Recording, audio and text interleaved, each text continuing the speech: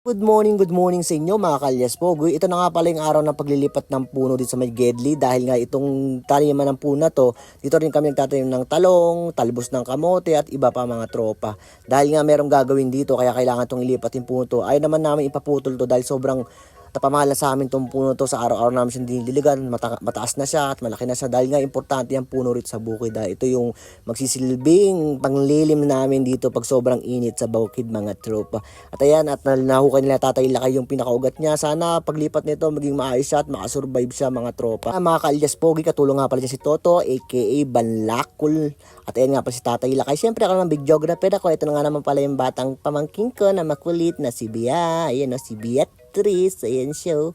Sabi niya sa akin, sama daw sa vlog. Ayan Bia, kasama ka na sa vlog. Kita ka na, vlogger na si Bia. Mga kalyaspogi, no, successful ang pagtanggal na Tatay Lakay ng puno. At kasama naman ng ugat, hindi naman naputol. Sana sa paglipat nito ay makasurvive siya at lumaki pa siya ng lumaki dahil importante sa amin talaga yung puno, mga tropa, mga guys, mga mamen, mga kalyaspogi. Nabuang na naman boy.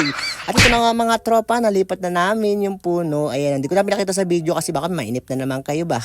Ayan na siya guys, so sana makasurvive talaga siya mga tropa. Diligan na rin namin yung ilalim niya, pati yung paglilibingan niya dyan. Paglilibingan ba tawag doon? Binaon ko na namin kasi nilagyan namin ng tubig. At siyempre kain muna ako ng pakwan ba?